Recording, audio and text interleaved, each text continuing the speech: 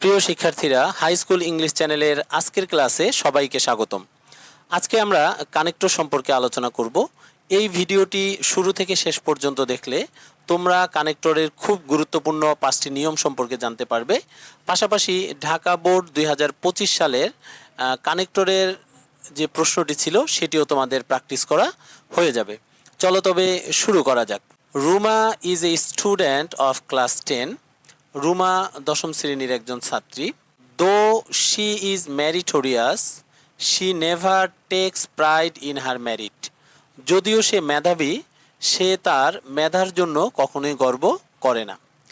এ number যে গ্যাপটি তোমরা দেখতে পাচ্ছ, এই গ্যাপটিতে দো ব্যবহার হয়েছে। তো এখন আমাদের মনে প্রশ্ন হলো যে এখানে দো কেন ব্যবহার হলো। তাহলে প্রথমেই আমরা দো ব্যবহারের নিয়মটি একটু দেখে নেই। দো বা অলদো এই দুটি শব্দের অর্থ যদিও। মেধা থাকলে অহংকার থাকা স্বাভাবিক, কিন্তু রুমা তা করে না।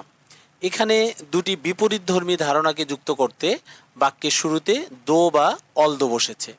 যদিও সে মেধাবী, সে তার মেধার জন্য কখনোই অহংকার করে না। তাহলে আমরা কি জানলাম? যে দুটি বিপরীতধর্মী ধারণাকে যুক্ত করতে, আমি আবার বলছি, দুটি বিপরীতধর্মী ধারণাকে যুক্ত করতে বাক্যের শুরুতে দো অলদো ব্যবহার করতে হয়।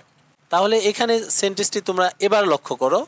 দো শি ইজ মেরিটোরিয়াস, যদিও সে মেধাবী, she never takes pride in her merit, সে কখনোই তার মেধার জন্য গর্ব করে না।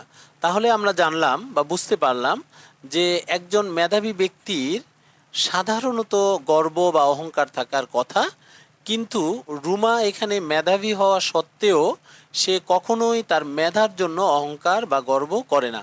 তো আমরা দেখতে পাচ্ছি এই সেন্টেন্সটিতে দুটি বিপরীতধর্মী ধারণা যুক্ত হয়েছে, এবং সে কারণেই সেন্টেন্সটির শুরুতে এখানে আমরা একটি দো অলদো বসিয়েছি। আশা করি তোমরা নিয়মটি বুঝতে পেরেছ। এবার আমরা পরের সেন্টেন্সটিতে চলে যাই। She is helpful to all, সে সকলেরই উপকার করে। If any weak student comes to her with any problem, she tries to help him or her. When any weak student comes to her with any problem, she tries to help him or her. যখন কোনো দুর্বল student তার কাছে কোনো সমস্যা নিয়ে আসে, সে তাকে সাহায্য করার চেষ্টা করে। এখন আমাদের মনে প্রশ্ন হলো এখানে ইফ অথবা হোয়েন কেন বসেছে। তাহলে চলো ইফ বা হোয়েন ব্যবহারের নিয়মটি একটু দেখে আসি। ইফ শব্দের অর্থ যদি, এবং হোয়েন শব্দের অর্থ যখন। ইফ বসে কোনো কন্ডিশন বা শর্ত বোঝাতে, এবং হোয়েন বসে সময় বোঝাতে।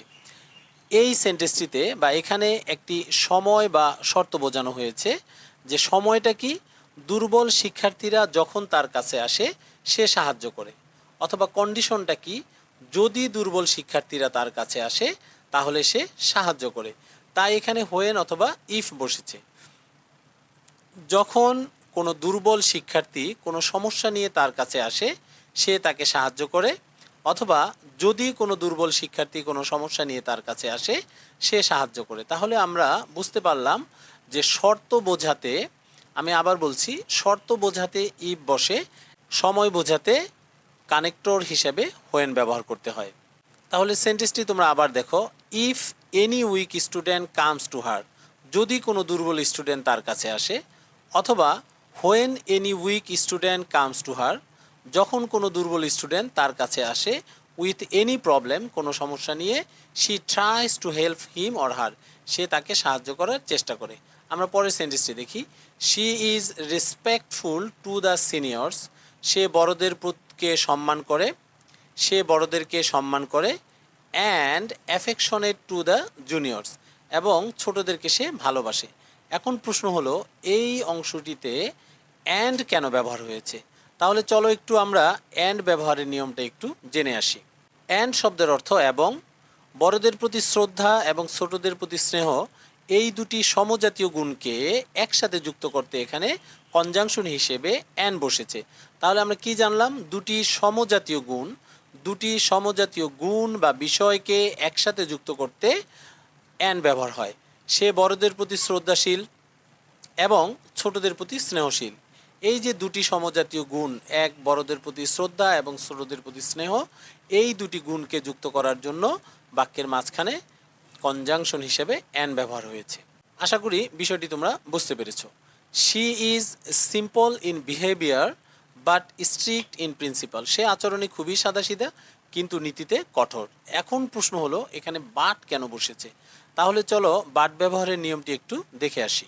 বাট শব্দের অর্থ কিন্তু। রুমার আচরণের দুটি বিপরীতমুখী দিক এখানে প্রকাশ পেয়েছে। ব্যবহারে সে সহজ সরল কিন্তু নীতিতে সে অটল। দুটি বিপরীত ভাব বোঝাতে মাঝে কনজাংশন হিসেবে বাট বসে। সে ব্যবহারে সহজ সরল কিন্তু নীতিতে কঠোর। আমরা যখন দো অলদো ব্যবহার করেছিলাম তখনও আমরা দেখেছি দুটি বিপরীতধর্মী বিষয়কে যুক্ত করতে দো অলদো ব্যবহার হয়েছে। আসলে বাট এবং দো অলদোর ব্যবহার একই, কিন্তু তোমরা মনে রাখবে বাট শব্দটি একটি কম্পাউন্ড সেন্টেন্সে ব্যবহার হয় যার দুই পাশে দুটি ক্লোজ থাকবে, আর দো অলদো শব্দটি কমপ্লেক্স সেন্টেন্সে ব্যবহার হয়। কমপ্লেক্স সেন্টেন্সের প্রথম ক্লোজের শুরুতে অথবা দ্বিতীয় ক্লোজের শুরুতেও বসতে পারে। এবার আমরা লাস্টের সেন্টেন্সটি দেখি। So or therefore or that is why everyone loves her. তাই অথবা সে কারণে সেজন্য সকলেই তাকে ভালোবাসে। এখন প্রশ্ন হলো এখানে সো কেন ব্যবহার হয়েছে, বা দেয়ারফর বা দ্যাট ইজ হোয়াই কেন ব্যবহার হলো? তাহলে চলো আমরা সো, দেয়ারফর বা দ্যাট ইজ হোয়াই ব্যবহারের নিয়মটা একটু দেখে আসি। সো শব্দের অর্থ তাই, দেয়ারফর এবং দ্যাট ইজ হোয়াই শব্দের অর্থ সেজন্য, সে কারণে বা অতএব। রুমার এই সব ভালো গুণের কারণে সবাই তাকে ভালোবাসে। আগের বাক্যগুলোর ফলাফল বা সিদ্ধান্ত বোঝাতে শেষ বাক্যের শুরুতে সো বা দেয়ারফর বসেছে। তাই অর সেজন্যে সবাই তাকে ভালোবাসে। তাহলে আমরা জানলাম আগের বাক্যগুলোর ফলাফল বা সিদ্ধান্ত বোঝাতে শেষ বাক্যের শুরুতে সো বা দেয়ারফর বসাতে হয়। তো আমরা যে 5টি গ্যাপ পূরণ করলাম এবং 5টি গ্যাপের জন্য যে 5টি নিয়ম আমরা পড়লাম তা আরেকবার এক মুহূর্তে একটু দেখে নেওয়া যাক। দো অলদো শব্দের অর্থ যদিও, দুটি বিপরীতধর্মী ধারণাকে যুক্ত করতে বাক্যের শুরুতে তোমরা দো অলদো ব্যবহার করবে, ঠিক আছে। ইফ শব্দের অর্থ যদি, কোনো শর্ত বোঝাতে ইফ ব্যবহার হয়, এবং হোয়েন শব্দের অর্থ যখন, সময় বোঝাতে হোয়েন ব্যবহার করতে হয়। অ্যান শব্দের অর্থ এবং, দুটি সমজাতীয় গুণকে একসাথে যুক্ত করতে অ্যান ব্যবহার হয়। বাট শব্দের অর্থ কিন্তু, দুটি বিপরীতধর্মী ভাব বা বিষয় বোঝাতে বাট ব্যবহার হয়। So therefore that is why, so শব্দের অর্থ তাই, দেয়ারফর সেজন্য বা সে কারণে, দ্যাট ইজ হোয়াই শব্দের অর্থ সেজন্য বা সে কারণে। আগের কোনো বাক্যের ফলাফল বা সিদ্ধান্ত বোঝাতে এই শব্দগুলো ব্যবহার হয়। তো এই ছিল আজকের ক্লাস। আশা করি এই 5টি কানেক্টর এবং 5টি কানেক্টরের রুলস তোমরা খুব সুন্দরভাবে বুঝতে পেরেছো। ভিডিওটি ভালো লাগলে ভিডিওটি লাইক করবে, বন্ধুদের মাঝে শেয়ার করে দিবে। চ্যানেলটি সাবস্ক্রাইব করে না থাকলে চ্যানেলটি সাবস্ক্রাইব করে পাশে থাকা বেল আইকনটি বাজিয়ে দিবে। দেখা হচ্ছে পরবর্তী ক্লাসে। সে পর্যন্ত সবাই ভালো থেকো। খোদা হাফেজ।